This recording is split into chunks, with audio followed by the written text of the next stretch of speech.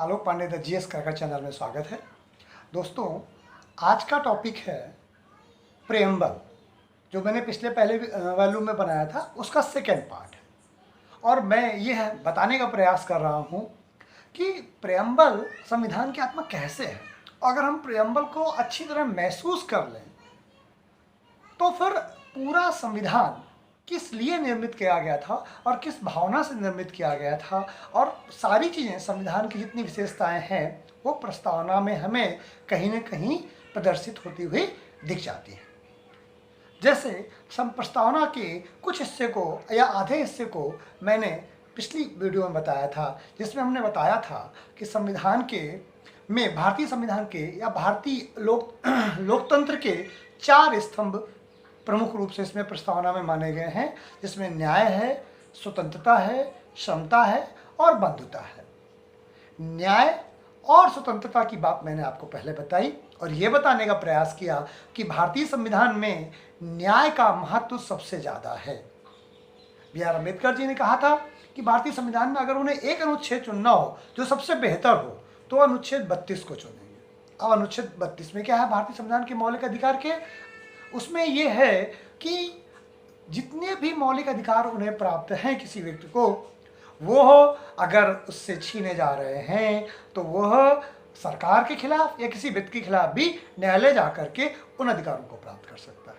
इसीलिए प्रस्तावना में भी न्याय को उसी क्रम में रखा गया है जहां पर न्याय का पहला स्थान है, उसके बाद स्वतंत्रता द्वितीय स्थान में है। इसकी जो प्रस्तावना में क्रमबद्धता भी लिखी गई वो बहुत इंपॉर्टेंट है। तो हम लोगों ने बात करी थी न्याय की, हम लोगों ने बात की थी स्वतंत्रता की। अब हम बात करते हैं समता और बंधुता की। तो हम एक बार प्रस्तावना को फिर से पढ़ते हैं कि हम भारत के लोग भारत को एक संपूर्ण प्रभुत्व संपन्न समाजवादी पंथ निरपेक्ष लोकतंत्रात्मक गणराज्य बनाने के लिए तो उसके समस्त नागरिकों को सामाजिक, आर्थिक, राजनीतिक न्याय, विचार, अभिव्यक्ति, विश्वास, धर्म और उपासना की स्वतंत्रता, प्रतिष्ठा और अवसर की समता। यानी समता जब हम बात करेंगे, समानता की बात करेंगे तो कहाँ बात करेंगे? प्रतिष्ठा की समानता और अवसर की समता। अगर अब हम इसे देखें कि जो समता है, प्रतिष्ठा और अवसर की समता है, ये भारतीय संविधान में कहाँ हमें दिखाई देती है, तो हम देखेंगे कि अनुच्छेद जो 14 से लेकर के 19 तक है, इक्वलिटी बिफोर द लॉ, ये हमें समता को शामिल किया गया है।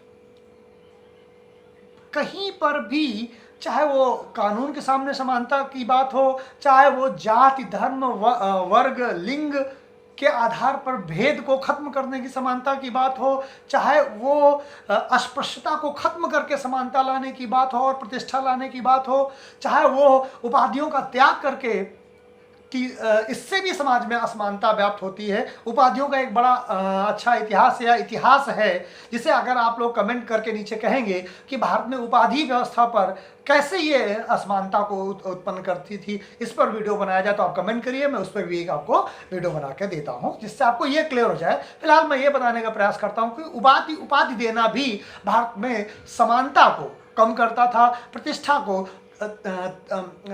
छीड़ करता था या प्रतिष्ठा को कमजोर करता था।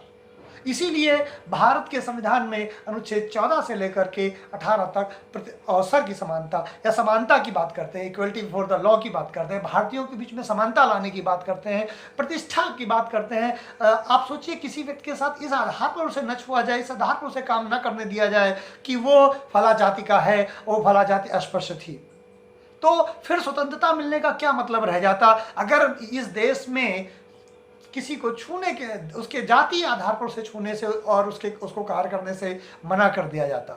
इसीलिए प्रतिष्ठा की बात भी इस संविधान में अच्छी तरह से की गई है और उसको प्रस्तावना में देकर के ये बताने का प्रयास किया गया है कि इस देश में समता भी संविधान की आत्मा है और समता लाई जाएगी न केवल व्यक्तियों में बल्कि क्षेत्र में, जेंडर में, जाति आधार पर कोई भी भेद है उसमें, जन्म स्थान के आधार पर कोई भी भेद है उसमें अलग अलग चीज़ों से जो समता लाने का प्रयास किया जाएगा।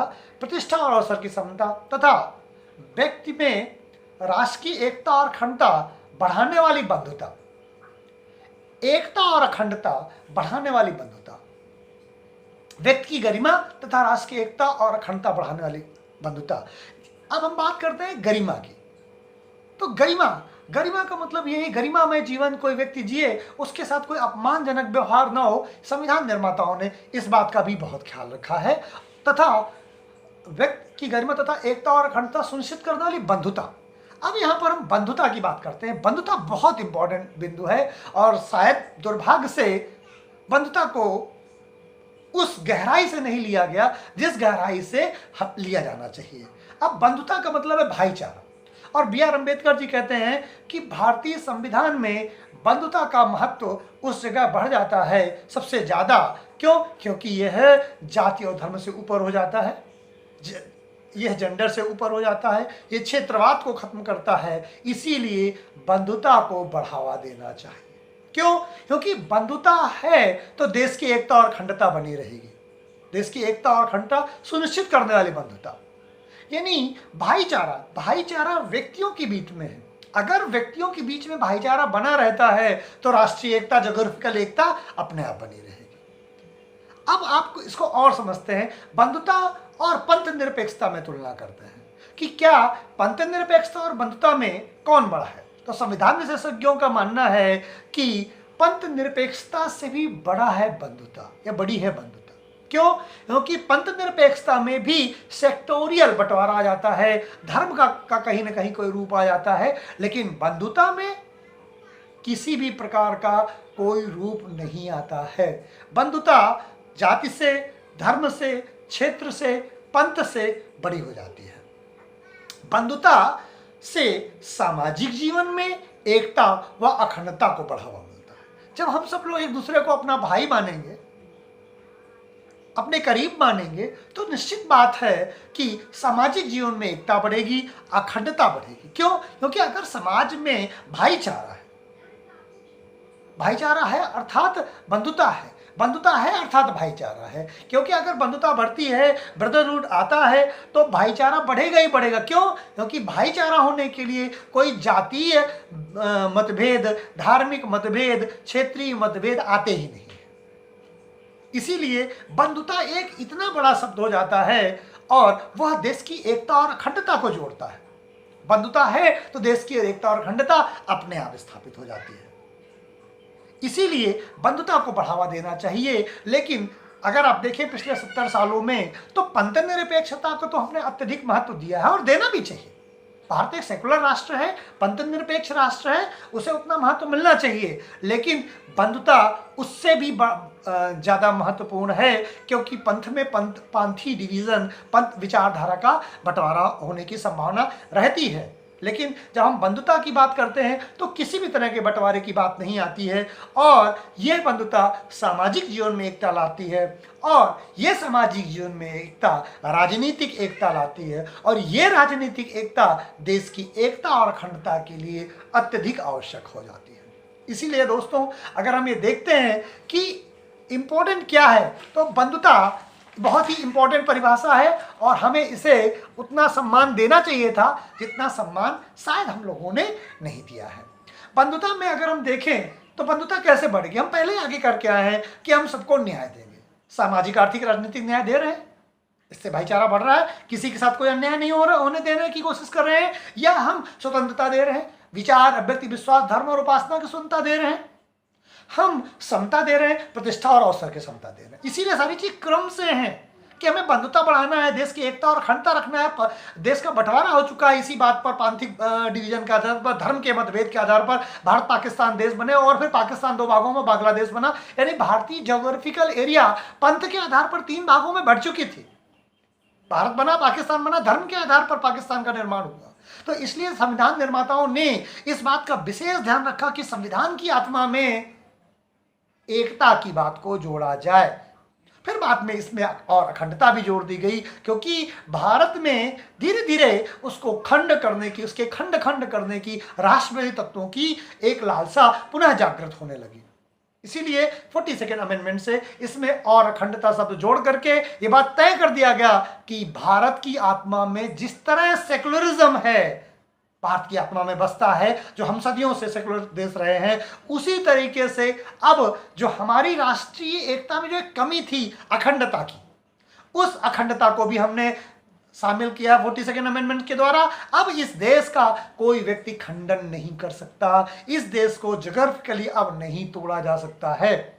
अब अगर दो तरीके हैं, हमने मान ही लिया कि हमारी आत्मा में और अखंडता है, देश की एकता और अखंडता को के लिए हम कुछ भी करेंगे, तो इसका मतलब है कि जो पिछले 70 सालों से बंधुता हमारी कमजोर पड़ रही थी, हमारी सरकारों ने या हमारे समाज में ऐसे कोई कार्य नहीं किए गए जिससे बंधुता को बढ़ावा मिले, या अगर मैं ये कहूँ कि इसको उतनी अच्छी तरीके से सम्मान नहीं दिया गया जितने ऊपर न्याय को, स्वतंत्रता को, समता को, पंथ निरपेक्षता को, समाजवाद को, है ना, डेमोक्रेटिक रिपब्लिक देश को, ठीक है ना, ये जो हमने डेमोक्रेटिक रिपब्लिक माना, सोवरेन माना, सोशलिस्ट माना, ठीक है ना, ये हमने सेकुलर माना, और ये सारी चीजें हमारे संविधान की आत्मा है। लेकिन आप देखेंगे कि बंधुता भी हमारे संविधान की आत्मा है, प्रस्तावना की आत्मा है। और ये है, अगर बंधुता नहीं है तो आप मान के चलिए कि एकता और अखंडता टूटेगी।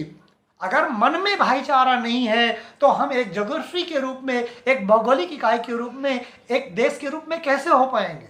हमें समझना ही होगा कि बंधुता भी उतनी ही इंपॉर्टेंट है जितनी कि भारत का संपूर्ण संप्रभु होना, ये सोवरेन होना, सेकुलर होना, सोशलिस्ट होना, डेमोक्रेटिक रिपब्लिक होना, लोगों को जस्टिस मिलना, लोगों को फ्रीडम मिलना जितना इंपॉर्टेंट है, लोगों के साथ समता मिलना, उतनी ही इंपॉर्टेंट इस देश के साथ बंधुता है। अगर बंधुता है तो भाईचारा है, अगर भाईचारा है तो एकता है, अगर एकता है देश में तो अखंडता है। और ये बात हमने कह दिया है कि हम एकता और अखंडता को सुनिश्चित करने में बंधुता को बढ़ाएंगे, और इसलिए 26 नवंबर 1949 को मिति मार्ग शीर्ष शुक्ल सप्तमी संवत 2006 विक्रमी को एतद द्वारा अधिनियमित, अंगीकृत और आत्मर्पित करते हैं। अधिनियमित करते हैं, इसको हम नियमों के तहत ढालेंगे, अंगीकृत करते हैं। हम क्यों इसे कानून के रूप में नहीं मानते हैं, हम अपने शरीर में वहन करते हैं, हम इसे धारण करते हैं। क्या धारण करते हैं? We the people of India, हम भारत के लोग कैसा देश बनाएंगे? देश को जो कि संपूर्ण प्रभुत्व संपन्न होगा, सेकुलर होगा, सोशलिस्ट होगा, डेमोक्रेटिक रिपब्लिक होगा, जिसमें जस्टिस होगा, जिसमें फ्रीडम होगा, जिसमें इक्वलिटी होगी, जिसमें ब्रदरहुड होगा, जिसमें बंधुता होगी। और बंधुता मेरे नजरिए से, जितना मैं संविधान को जान पाया हूं, इसमें अगर मुझे एक शब्द चुनने का मौका दिया जाए, जैसे बी.आर. अम्बेडकर जी से जब कहा गया कि संविधान में अगर एक अनुच्छेद चुनना हो तो आप क्या चुनेंगे, तो उन्होंने अनुच्छेद 32 को चुना था कि उसके बगैर न्याय नहीं मिल सकता। अगर मुझसे पूछा जाए कि संविधान की प्रस्तावना में अगर एक शब्द चुनना हो कि सबसे इंपॉर्टेंट क्या शब्द है, तो मेरी नजर में बंधुता से इंपॉर्टेंट कोई शब्द नहीं है, क्योंकि बंधुता ही देश की एकता को बढ़ाती है और उससे अखंडता सुनिश्चित होती है। और जब देश में भाईचारा होगा तो किसी तरह का मतभेद होगा ही नहीं, ना सेकुलरिज्म का मतभेद होगा, ना जस्टिस का मतभेद होगा, ना इक्वलिटी का मतभेद होगा। बंधुता इसलिए बहुत इंपॉर्टेंट है क्योंकि वो समानता भी ले आती है। अगर भाईचारा है तो आपके अंदर समता, समानता की बात अपने आप आ जाएगी, दूसरों का सम्मान आप अपने आप करने लगेंगे, प्रतिष्ठा अपने आप मिलने लगेगी। अगर बंधुता है, हम जब किसी को प्यार करते हैं तो हम नहीं पूछते हैं कि उसकी कास्ट क्या है, उसका रिलीजन क्या है, हम पहले उसे प्यार करते हैं। तो अगर उसके अंदर रिस्पेक्ट है तो हम उसे, उसके बाद हमारे लिए वो सारी चीज़ें गौण हो जाती हैं। इसीलिए बंधुता बहुत इंपॉर्टेंट है, और भारतीय संविधान के निर्माताओं को ने उसको बहुत महत्वपूर्ण स्थान दिया था, क्योंकि उन्होंने कहा था कि एकता और अखंडता सुनिश्चित करने बंधुता के लिए हम दृढ़ संकल्प होकर आज 26 नवंबर 1949 को, अगर हम देखें तो मैं अगर बायस्ड होकर कहूं तो मैं तो कहूंगा कि 26 नवंबर 1949 को इकट्ठे इसीलिए हुए थे कि देश की बंधुता बढ़ाने का आगे काम करेंगे। क्यों? क्योंकि आप देखेंगे कि 1949 के पहले 1947 में सबसे ज्यादा क्या तार-तार हुआ था हमारे देश में, बंधुता तार-तार हुई थी, भाईचारा तार-तार हुआ था, और धर्म के आधार पर ये देश बट गया था। अगर बंधुता ही तार-तार नहीं होती, भाईचारा ही तार-तार नहीं होता, अगर भाईचारा टूटा ना होता अपने अपने कुछ धार्मिक संकोचों के कारण, या इस्लाम धर्म के मैक्सिमम लोगों के द्वारा ये मानने के कारण कि उन्हें एक अलग देश चाहिए, और वो लोग आज पाकिस्तान में हैं, जो देश इस्लाम में भी जो लोग चाहते थे कि भारत टूटे नहीं, वो भारत के साथ में है। इसीलिए इस देश में जितने भी लोग रहते हैं उनका ये मत था, वो हिंदू हो, मुस्लिम हो, सिख हो, ईसाई हो, सभी लोग हो, क्योंकि 26 नवंबर 1949 को जो लोग भारत में थे उनका रिप्रेजेंटेशन करते हुए भारत के नेताओं ने लिखा था कि हम देश को 4 प्रमुख पिलर देंगे। कौन कौन सा देंगे उसको?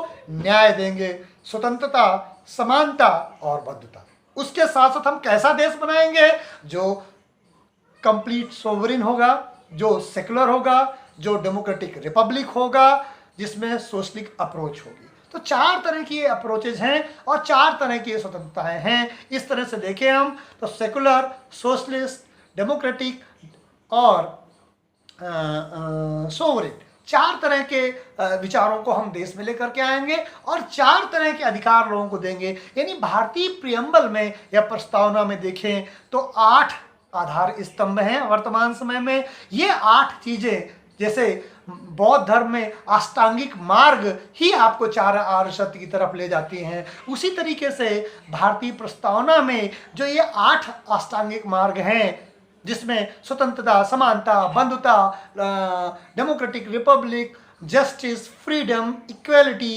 एंड ब्रदरहुड, ये जो 8 पिलर हैं, ये 8 रास्ते जो अष्टांगिक मार्ग हैं, ये देश की संविधान की आत्मा है। ये देश की आत्मा है। क्यों? क्योंकि प्रियम्बल की आत्मा को अगर हम कहें तो बौद्ध धर्म के अष्टांगिक मार्ग से जोड़ सकते हैं, जिसमें उसमें भी 8 रास्ते हैं, जिसके माध्यम से 4 आर्य सत्य को प्राप्त किया जा सकता है, ज्ञान को प्राप्त किया जा सकता है, मोक्ष को प्राप्त किया जा सकता है। उसी तरीके से प्रस्तावना में जो 8 रास्ते हैं, इन 8 रास्तों से प्रमुख 8 रास्ते हैं। वरना प्रस्तावना तो हर शब्द बहुत महत्वपूर्ण है, लेकिन मेरे ज्ञान के अनुसार मेरा मानना है कि जो ये 8 रास्ते आपको अभी हमने पूर्वोक्त बताए हैं, वो रास्ते ही आपको संविधान की आत्मा के करीब लेकर के जाते हैं। आप संविधान की आत्मा को महसूस कर पाते हैं।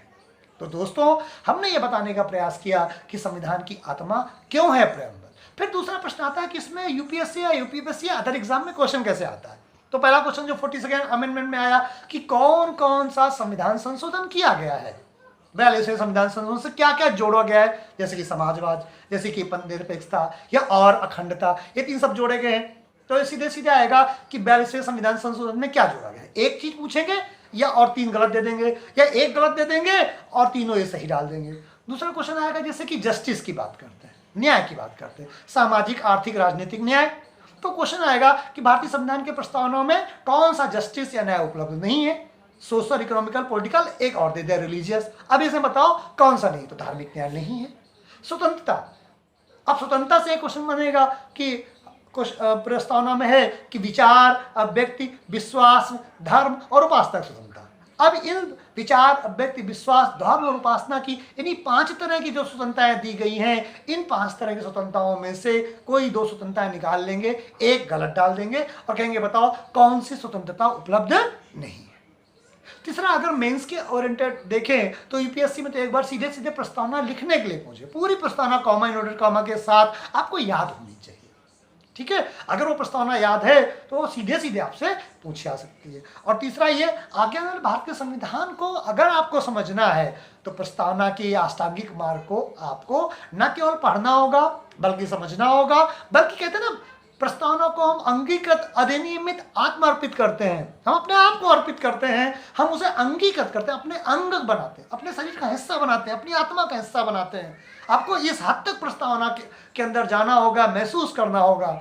और इस देश में जो बंधुता की कमी की वजह से जो भारत पाकिस्तान का बंटवारा हुआ था, अब संविधान निर्माताओं ने ये बात तय कर दी है कि बंधुता इसलिए बहुत जरूरी है क्योंकि देश की एकता और अखंडता बनी रहे। इसका मतलब ये है कि अब सरकार जो सत्ता में आएगी वो ये प्रयास करेगी, देश के सुप्रीम कोर्ट ये प्रयास करेंगे, देश के अन्य और हम सब लोगों को ये प्रयास करना चाहिए कि देश में अब कभी दोबारा राजनीतिक टूटन की बात ना हो। क्यों? क्योंकि भारत का संविधान की आत्मा ये कहती है कि देश की एकता और अखंडता के बगैर ये देश हम परिकल्पना ही नहीं कर सकते। हमने 26 नवंबर 1949 में तय कर लिया था कि देश की एकता से बड़ी कोई बात नहीं होगी। यूनिटी हमारे लिए बहुत इंपॉर्टेंट है। पॉलिटिकली अब हम दोबारा डिवाइड नहीं होंगे। तो उन लोगों को जिनको कभी लगता है कि देश दोबारा बट सकता है, तो ये देश अब दोबारा कभी नहीं बटेगा। ये प्रेम्बल में, ये संविधान की आत्मा में लिख दिया गया है कि देयर इज नो डिवीजन। क्यों? क्योंकि हम एकता की बात 26 नवंबर 1949 को पहले ही कहते हैं। दोस्तों, इसीलिए मैंने आज आपको ये बताने का प्रयास किया कि संविधान की प्रस्तावना क्या है और दूसरा, इससे क्वेश्चन कैसे बनते हैं। जो सामान्य एग्जामों में क्वेश्चंस आते हैं, कुछ इसमें सुप्रीम कोर्ट के द्वारा दिए गए केस लॉ हैं, वो इसमें शामिल करना बहुत संभव नहीं है। उसके लिए अलग से एक प्रस्तावना का फिर विस्तार करना पड़ेगा। मैं 2 ही यूनिट में भी प्रस्तावना को रखना चाहता हूँ, इसलिए मुझे उम्मीद है कि ये 40 मिनट में जो पहले और सेकेंड वॉल्यूम को मिला करके आपको प्रस्तावना का सामान्य ज्ञान हो चुका होगा। यह प्रस्तावना सामान्य रूप से आपके समझ में आ चुकी होगी। फिर भी अगर प्रस्तावना में कोई भी प्रश्न आपका डाउट है, आपको लगता है कि प्रस्तावना में कोई चीज़ छूट गया है, मैं अच्छी तरह से विश्लेषित नहीं कर पाया हूँ, तो आप नीचे कमेंट में लिखिए। अगर वो उत्तर देने लायक होगा तो मैं निश्चित ही आपके उत्तर को नोटिस करूँगा और कमेंट में आंसर करूँगा, और अगर उसमें वीडियो बनाने लायक है तो निश्चित ही मैं उसमें वीडियो भी बनाऊँगा। तब तक के लिए दोस्तों धन्यवाद। जय हिंद।